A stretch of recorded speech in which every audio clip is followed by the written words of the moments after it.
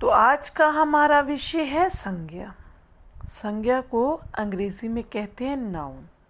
तो आज हम पढ़ेंगे संज्ञा क्या होती है और संज्ञा के कितने प्रकार हैं। तो सबसे पहले मैं आपको ये बता दूं कि संज्ञा एक विकारी शब्द है जिसमें स्थिति अनुसार परिवर्तन संभव है। तो आइए अब हम पढ़ते हैं संज्ञा क्या है। किसी व्यक्ति, वस्तु, स्थान या भाव आदि के नाम को संज्ञा कहा जाता है। कहने का भाव है जो संज्ञा होती है वो किसी व्यक्ति का नाम या उसके भाव या किसी स्थान या वस्तु का नाम कहलाती है।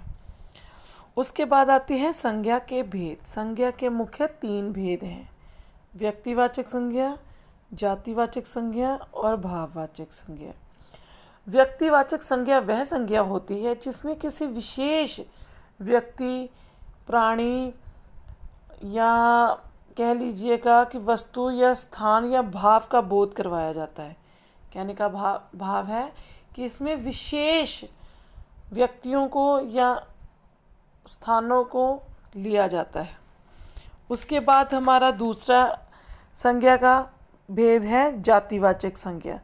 जातिवाचक संज्ञा वह संज्ञा होती है बच्चों जिसमें विशेष किसी व्यक्ति का नाम या स्थान का नाम नहीं लेकर उनकी संपूर्ण जाति या वर्ग का बोध करवाया जाता है। कहने का भाव है यह किसी विशेष चीज़ या प्राणी का बोध नहीं करवाती बल्कि यह उसकी संपूर्ण जाति का बोध करवा देती है। उसके बाद आता है भाववाचक संज्ञा।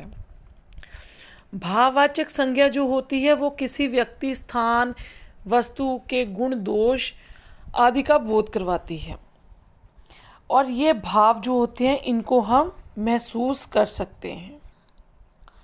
अब विशेषकर आपको ये चीज़ मैं बता दूं कि जो अंग्रेज़ी व्याकरण के विद्वान थे उनके प्रभाव में आकर हिंदी व्याकरण में संज्ञा के 2 नए रूप शामिल किए गए हैं, जिसमें पहला है द्रव्यवाचक संज्ञा और दूसरा है समूहवाचक संज्ञा। जैसे कि हमें नाम से ही ज्ञात हो जाता है कि जो द्रव्यवाचक संज्ञा होती है उसमें पदार्थों और धातु के नाम का बोध होता है। जैसे इसकी उदाहरण है पीतल, चांदी, सोना, तेल इत्यादि। और जो समूहवाचक संज्ञा होती है इसमें वस्तुओं अथवा प्राणियों के समूह या समुदाय उस सब का बोध करवाया जाता है, इसलिए इसको कहते हैं समूहवाचक संज्ञा। इसके उदाहरण भी आपके सामने हैं: छत, झुंड, समूह, भीड़, जत्था, मंडली आदि।